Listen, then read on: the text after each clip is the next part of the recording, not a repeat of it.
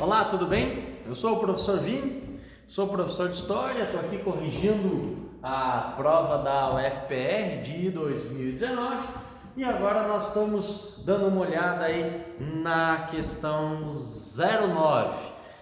Se tu tiver alguma dúvida no decorrer aí dessa correção, tu coloca aí nos comentários aí abaixo do vídeo.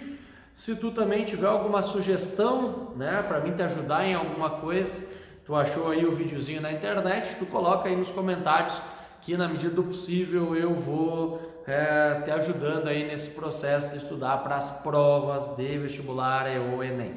Muito bem, vamos falar sobre a 9. A 9 é uma questão que fala assim: em 5 de outubro de 1988 foi promulgada a Constituição que se encontra em vigência no Brasil. A respeito da construção e da aplicação dessa Constituição, considera as seguintes afirmativas. Então vamos ver uma por uma para a gente chegar na resposta. A número 1 diz o seguinte: essa Constituição ampliou os direitos civis? Sim. Políticos? Sim. Sociais? Sim. Tais como a previdência social, a proteção à maternidade e à infância. Lembra do ECA, Estatuto da Criança e do Adolescente? E a garantia ao acesso universal à educação e à saúde. Perfeito, tá tudo certo. Vamos lembrar que essa Constituição, a Constituição de 1988, ela recebe um apelido. E o apelido, se tu lembrasse desse apelido aí, tu ia resolver essa questão. Por quê? Porque ela é considerada a Constituição cidadã, justamente porque ela concedeu todos esses direitos, que muitos deles existiam, é verdade, mas eles eram emendas, eles eram decreto-lei ainda da época do governo Vargas, e agora eles estão no texto constitucional e boa parte deles são cláusulas petra, que tem uma dificuldade muito maior de se alterar e a princípio são garantias de direitos fundamentais à população brasileira, ok? Então, item 2 diz assim: após 30 anos da promulgação, e aí tu vai lembrar que esse processo seletivo é de 2018, por isso, né, ele está fazendo a prova, né, valendo para ingresso em 2019, mas ele foi feito em 2018, então 30 anos para 88, comemora-se o cumprimento do item 3 do artigo 3º da Constituição. Veja bem, comemora-se o cumprimento, quer dizer que eles cumpriram, ou seja, que nós, como sociedade brasileira, cumpriu a ideia do que? Erradicar a pobreza. Então vamos lá, nós em 2018 erradicamos a pobreza no Brasil, e aí veja que é fácil, tu sabes, se tu sair pelas ruas desse país, tu vai ver que nós não erradicamos a pobreza nesses 30 anos, e nem a marginalização e muito menos reduzir as desigualdades sociais e regionais. Ou seja, esse processo aqui de erradicação da pobreza não ocorreu. Então, a alternativa 2 ela vai estar errada. Aí vem a alternativa 3, que diz o seguinte, talvez essa aí pudesse ser uma das mais difíceis para te pensar. Essa Constituição foi elaborada por uma Assembleia Nacional Constituinte. Então, Constituinte. O que é uma Assembleia Nacional Constituinte? É quando se forma uma espécie de Congresso Nacional, deputados e senadores, que tem como prerrogativa básica a elaboração de uma Constituição, de um conjunto de leis que vai regir a nação, o contrato social da nação. Então, quando a gente fala em constituinte, a gente tem constituintes que são exclusivas, ou seja, a gente em tese escolheria deputados e senadores só para elaborar a Constituição e depois eles perderiam o cargo. Para isso, se ter uma nova eleição para os senadores e deputados. Para eles, em tese, não legislar em causa própria. Mas não é o que vai acontecer na Constituição de 88. Eles vão ser eleitos e vão continuar deputados para a Constituinte e vão depois continuar exercendo. Mas não é bem isso que diz. Vamos ver o que diz. Essa Constituição, então, foi elaborada por uma Assembleia Nacional Constituinte, eleita por voto indireto.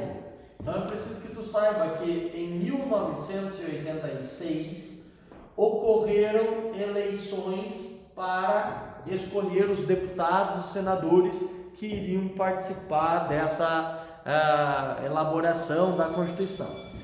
Ao todo, foram 559 constituintes e as eleições foram diretas, tá? Foi mesmo a população que escolheu quem iria organizar essa Constituinte. Ela tem uma curiosidade aqui, né?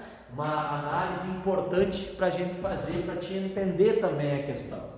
Essas eleições diretas, elas fizeram parte do governo do José Sarney, que tinha assumido no lugar do Tancredo, que ele fez parte da chapa, era o vice, mas enfim, o Tancredo era para ser o homem à frente, que aí sim tinha sido eleito por uma votação indireta, porque as diretas já de 84 não funcionaram, então em 85 o Sarney acabou eleito indiretamente por um colégio eleitoral para ser o vice-presidente. Morreu o presidente, ele assumiu.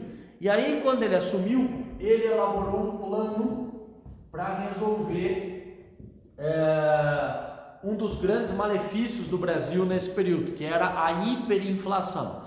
E aí surgiu o Plano Cruzado. O Plano Cruzado congelou preços e criou uma série de mecanismos que conseguiram, em tese, manter a inflação, não sob controle, mas congelada.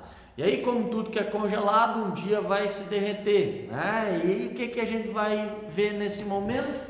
É que o Plano Cruzado, ele foi uma espécie de gatilho eleitoral para as eleições de 86. Por quê? Porque ele funcionou por alguns meses, a população acabou iludida de que a inflação estava sob controle e dos 559 deputados que foram eleitos para essa Assembleia Constituinte, o PMDB, que era então o partido do Sarney, ele acabou conseguindo 304 congressistas, ou seja, a maioria absoluta praticamente desse congresso que elaborou a Constituição.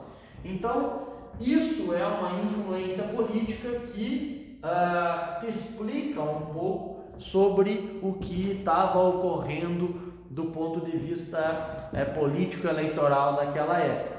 E aí, então, vamos só concluir o raciocínio, né? Foi eleito por voto indireto, então tu já sabe que é eleições diretas, que tinha essa ligação, inclusive com a parte da economia aqui do Plano Cruzado. Logo depois que o PMDB venceu em praticamente todos os estados, se eu não me engano são 2 estados apenas que eles não conseguiram os governadores dos estados. Foi talvez até hoje, desse período republicano, a maior conquista de um partido.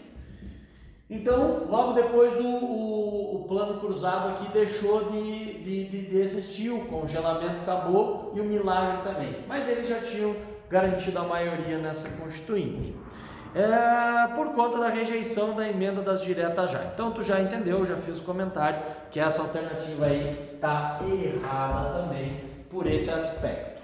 Aí vem a quarta. O que nos diz a quarta? Essa Constituição foi elaborada com a finalidade de romper com o período da ditadura civil-militar, 64-85, e atender ao processo de redemocratização. Sim, ela é uma Constituição democrática. Ela estabeleceu esse princípio constitucional e desde lá até esse momento nós não tivemos mais nenhuma ruptura antidemocrática. Todos os ritos que se seguiram foram ritos democráticos, mesmo quando alguns defendem a ideia de que esses ritos passaram por interesses e que poderiam estar associados a golpes. Estou me referindo ao impeachment do Fernando Collor e ao impeachment da Dilma Rousseff, presidente do Brasil.